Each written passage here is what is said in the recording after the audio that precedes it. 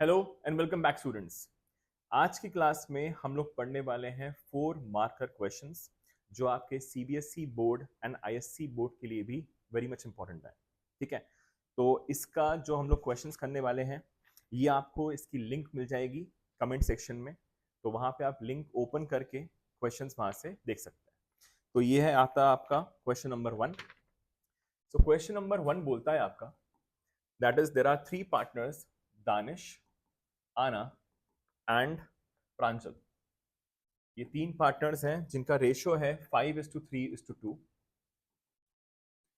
अब यहाँ पे लिखा हुआ है they close their books on 31st March every year. ठीक है, Danish died, okay, there this is a question of death of a partner.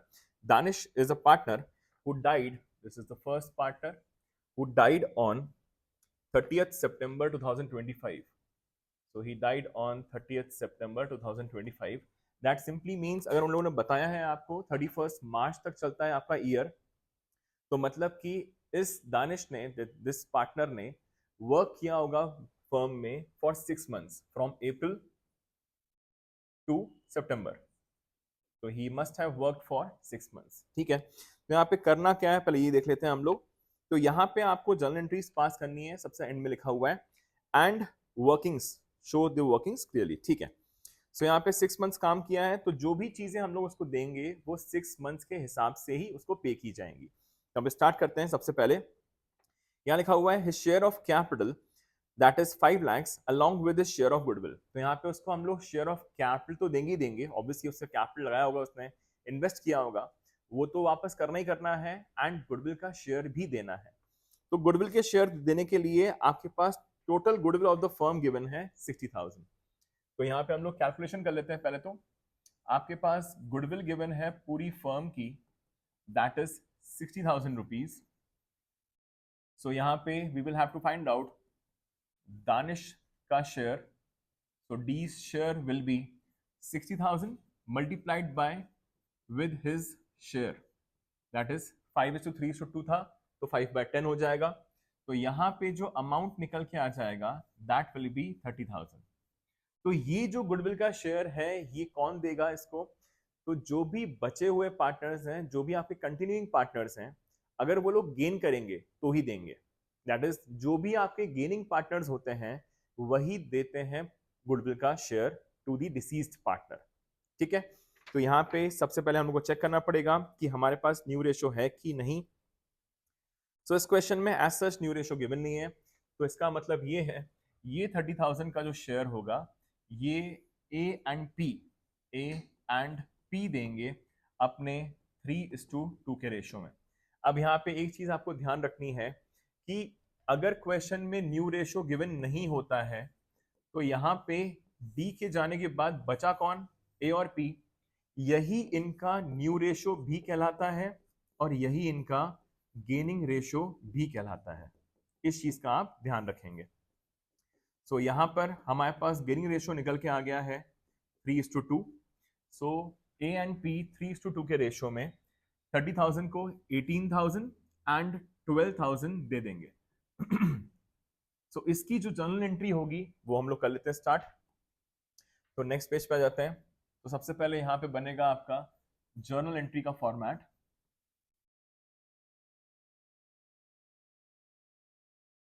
Journal entries में सबसे पहली चीज जो आती है आपके पास that is your date, then comes the particulars column, then we have got the LF,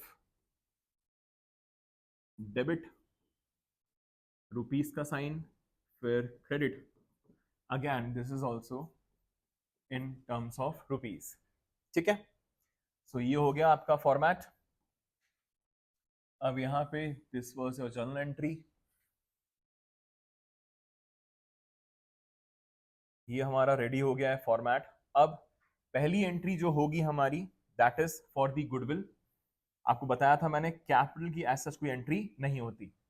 सो यहाँ पे पहली एंट्री जो होगी that will be Aana's capital account debit, Pranjal's capital account debit to Danish capital. अच्छा, इसकी डेथ हुई थी 30th सितंबर, तो यहाँ पे डेट आएगी आपकी 2025, 30th September। So it will be Anna's capital account debit, Pranjal's capital account debit, and this has been given to Danish's capital account. So पिछले पेज पे हम लोगों ने वर्किंग की थी इसकी, दैट इज आना और प्रांजल मिलकर 30,000 देंगे, दैट इज 18,000 एंड 12,000. तो ultimately Danish will get 30,000 rupees. So this is Goodwill's share adjusted. Okay, ये खत्म हो गया आपका first entry. Now back to the working note. यहाँ पे नेक्स्ट पॉइंट लिखा हुआ है, his share of profits up to his date of death on the basis of sales till date of death. ठीक है, तो सेल्स के हिसाब से देना है, दैट इज बेसिकली और नेट प्रॉफिट रेशियो के हिसाब से देना है. तो sales for the year ended 31 March 2025, ये आपके प्रीवियस ईयर की सेल्स है. तो यहाँ पे सबसे पहले हम लोग को निकालना होता है NP ratio, that is the net profit ratio, जिसका फॉर्मूला होता है प्रीवियस ईयर का net profit divided by previous year की सेल्स. इससे आपका प्रॉफिट परसेंटेज निकल के आ जाएगा. सो यहाँ पे 2 lakhs गिवन है आपको प्रीवियस ईयर की sales, and the profit for the same years was 10% on sales. ये आपके पास डायरेक्टली गिवन नहीं है, ठीक है, कोई दिक्कत नहीं है. तो यहाँ पे 10% हमारे पास डायरेक्टली उन्होंने नेट प्रॉफिट रेशियो देके रखा हुआ है, फॉर्मूले की जरूरत पड़ी नहीं. अब आगे लिखा हुआ है sales shows a growth trend of 20%. तो सेल्स जितनी पहले थी, देखिए सेल्स आपकी थी 2 lakhs, अगर 2 lakhs थी आपकी सेल्स, तो यहाँ पे मैं ये बोल सकता हूँ अगर आपकी सेल्स थी 2 lakhs, इस फॉर्मूले में पुटअप कर रहा हूं मैं, तो बताइए आपका नेट प्रॉफिट कितना रहा होगा. अगर आप 2 lakhs कमाते, 2 lakhs की सेल्स करते हैं आप, और 10% का नेट प्रॉफिट रेशियो है, तो उसका साफ मतलब ये है कि आपका जो नेट प्रॉफिट रहा होगा लास्ट ईयर, प्रीवियस ईयर का, दैट वुड हैव बीन 20,000. आगे लिखा हुआ है sales shows a growth trend of 20%.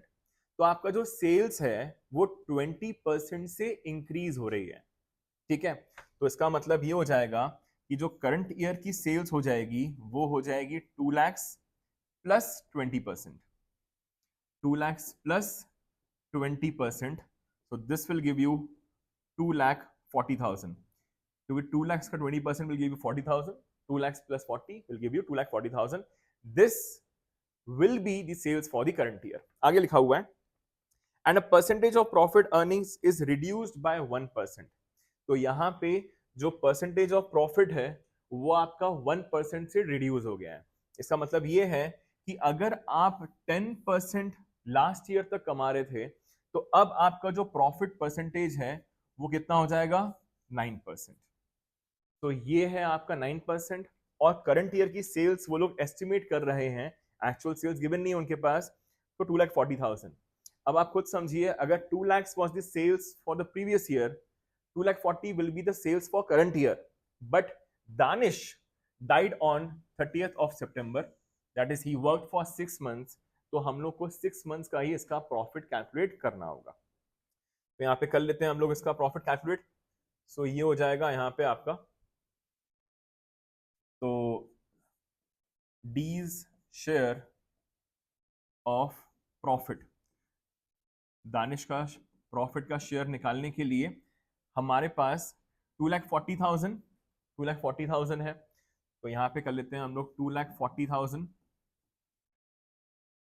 का 9%, ये पूरे साल का आ जाएगा, multiplied by 6/12, because we have to calculate only for 6 months, multiplied by his share, that is he has 5/10 share in the profits.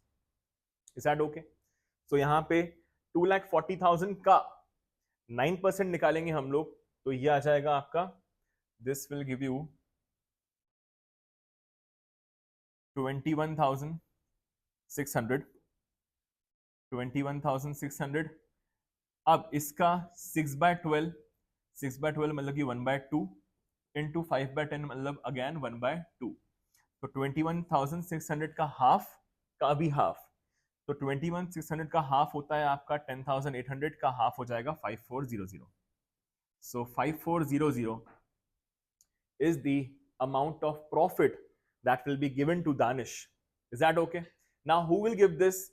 If question में नया रेशो होता तो यही अमाउंट आप दे रहे होते in their gaining ratio, that is जो remaining partners हैं उनके गेनिंग रेशो में दे रहे होते।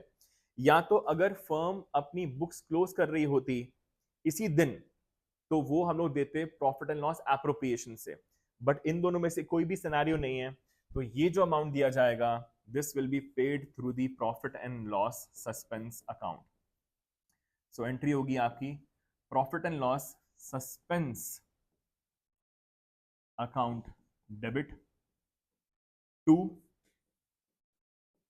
Danish capital account, to Danish capital account. Clear? ये भी आएगा 30th of September को ही, और यहाँ पे जो अमाउंट निकाला था 5400 ये अपीयर हो जाएगा। So it will be 5400 and 5400। Clear?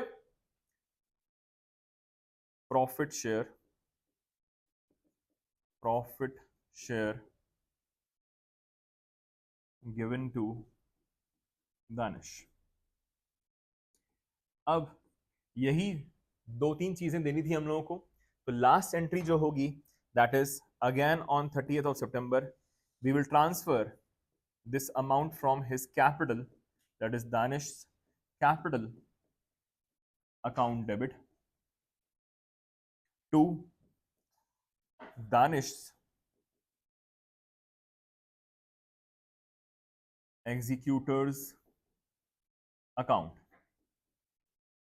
ठीक है, amount transferred, so this is amount transferred.